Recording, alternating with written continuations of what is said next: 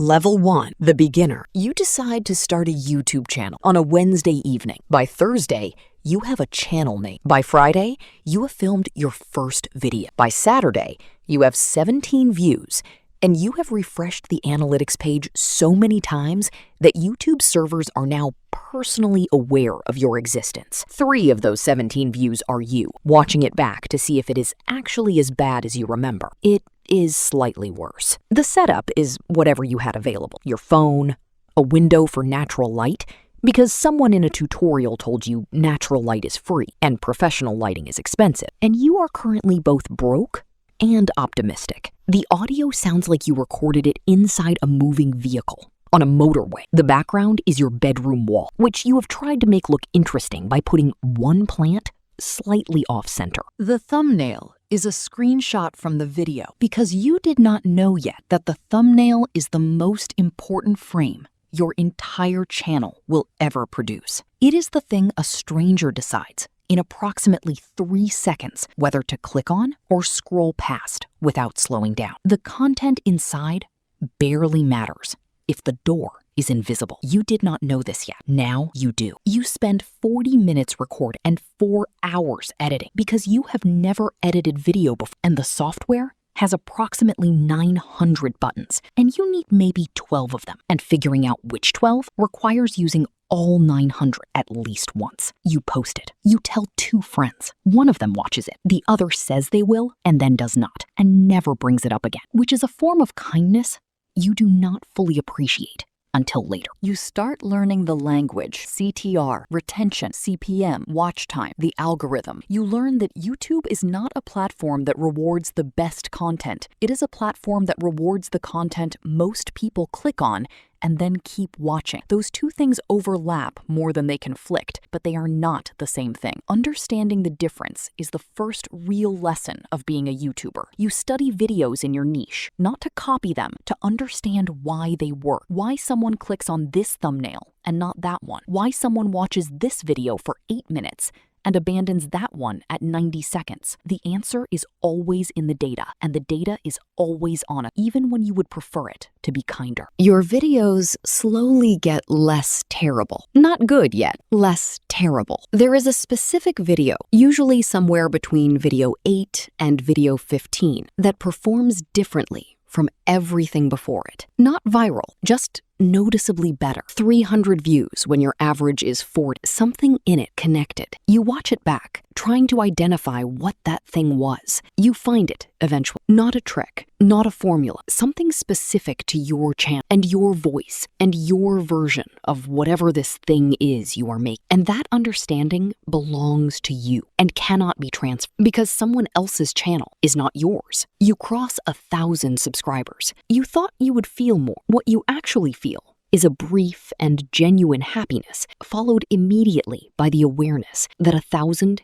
is not 10,000, and 10,000 is not where monetization becomes meaningful, and meaningful monetization is still a significant distance away. You post again. You are becoming a YouTuber, whether you intended to or not. Level 2, the grinder. You are monetized. Your first payment from YouTube lands, and the number is small enough that you briefly consider not telling anyone what it was. You take a screenshot of it anyway because it is real money from a platform with billions of users. And the fact that it exists, even at this size, means the model is functional. The scale is the problem. The model works. You are going to fix the scale. You have learned the most important and least discussed rule of building a YouTube channel. Consistency beats quality at the early stage. Not forever, but now. The creator who posts an imperfect video every single week is building something the creator who posts a perfect video every 6 weeks is not. The algorithm sees activity. The audience builds a habit. The data accumulates. The improvement compounds. You still have a full-time job. The YouTube channel runs in the hours the job does not own. Late evenings, early mornings, the gap between when life ends on Saturday and when it starts again on Sunday. You have developed the specific cognitive ability to hold 2 professional identities simultaneously. The one that pays your rent right now and the one you are building to pay it later. Your social life has quietly restructured itself around your filming schedule. Your friends understand this. with varying degrees of patience. The first sponsorship arrives. It is small, a software tool, a subscription service, an app that wants 60 seconds in the middle of your video in exchange for more money than your AdSense generated last month. You read the email 3 times. You accept it. You film the integration, feeling slightly strange about the fact that you are now, technically, an advertising vehicle. Then, you look at what just arrived in your account and you stop feeling strange. You now understand something important about how the creator economy actually works. AdSense is the visible income.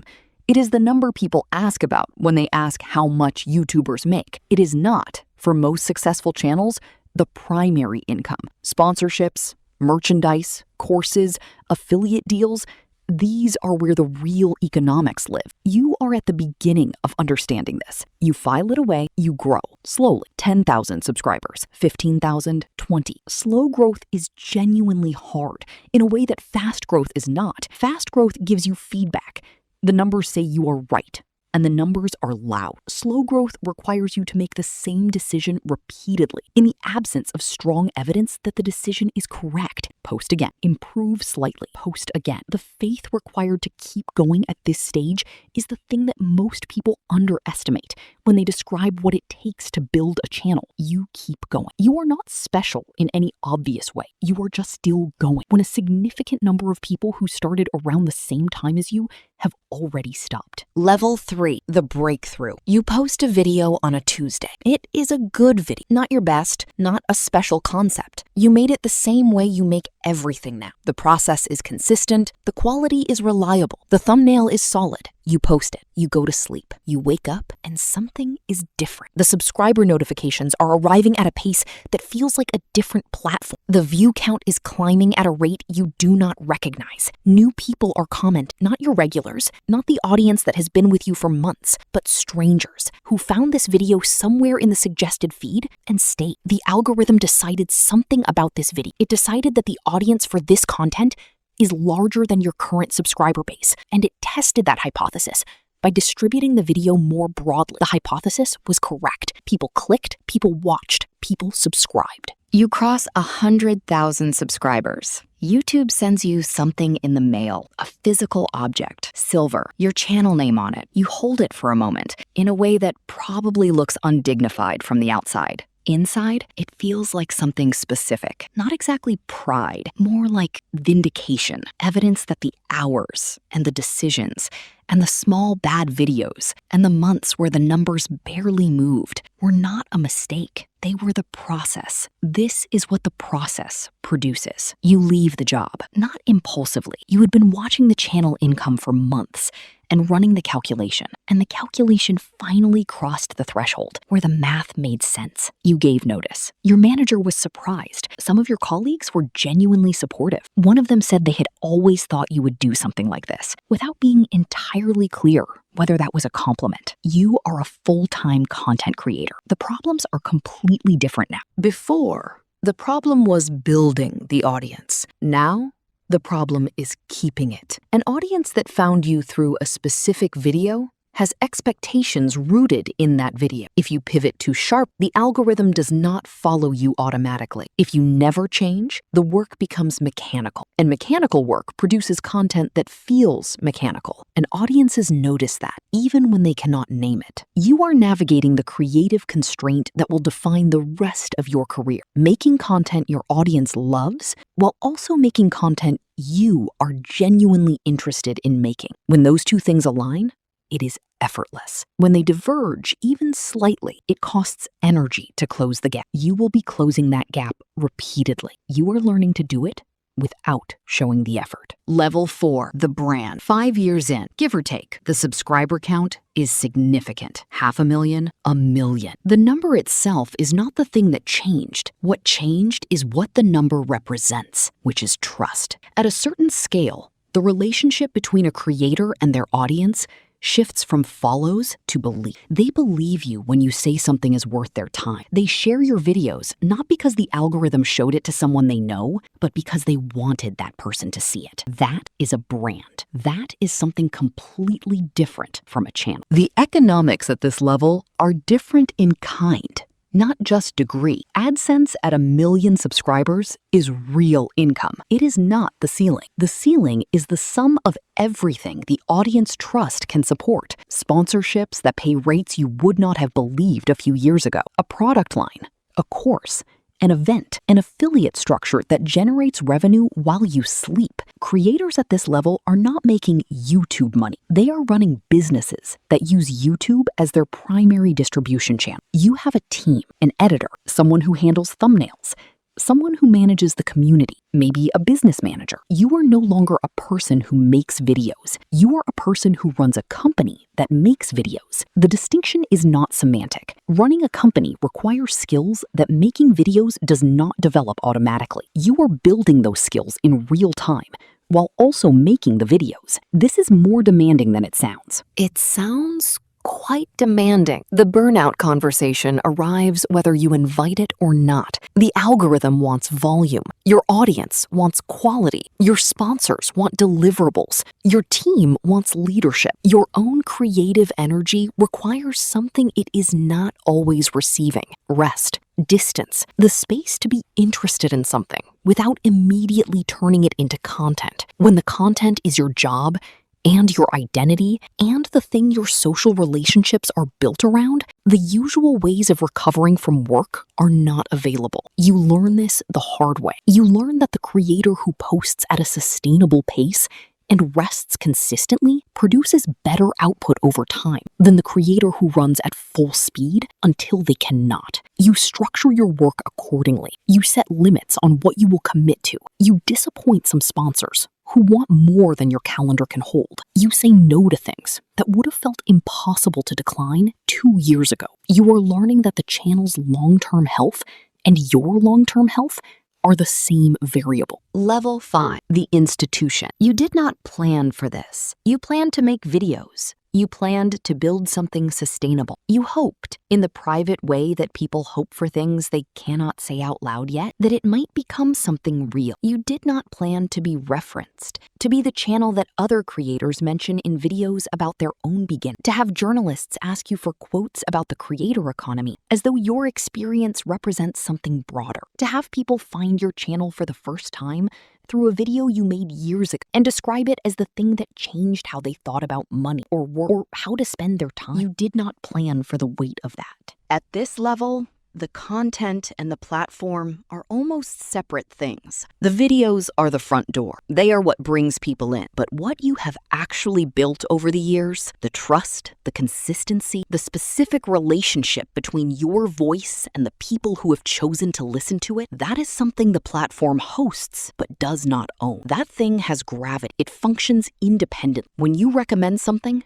people act on. When you launch something, people show up. When you go quiet for a month, people wait rather than leave it because the relationship you built with them is not transactional. It is durable. The pressure at this level does not reduce. It compounds in different directions. More reach means more responsibility over what you say and how you say it. Every video is a public statement with a documented record. Opinions you held years ago are still findable. The version of you that existed before you understood any of this is still on the channel, preserved, occasionally surfaced by the algorithm to new viewers as though it is current. You have made peace with this. The internet does not have a draft mode. Everything you posted was a decision you made with the understanding you had at the time. You have more understanding now. You will have more still in another few years. You cannot retroactively apply future judgment to past decisions. You can only make better ones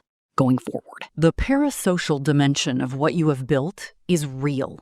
And it is strange. There are people who feel they know, not in a delusional way, in the ordinary way that humans build emotional connection through repeated exposure to a voice and a perspective and a consistent presence. They have watched you for years. They have heard your opinions on things that matter to them. They have recommended your channel to people in their own lives. They feel ownership over what you have built because in a meaningful sense, they are part of why it exists. You read the comments still. Not everyone, but more than people assume, more than is strictly efficient, because the person who wrote the comment that says they found the channel years ago and that something you said at a specific moment in a video you barely remember making was the thing that shifted something for them, that person deserves to know you read it. You post a video today. The notification goes to however many people are currently subscribed. Some of them have been here since the beginning, since the video with 17 views, and 3 of them being you. They remember. They were the early ones. They have watched the whole thing happen in real time from the outside, and they have their own version of the story, which includes parts you were not present for.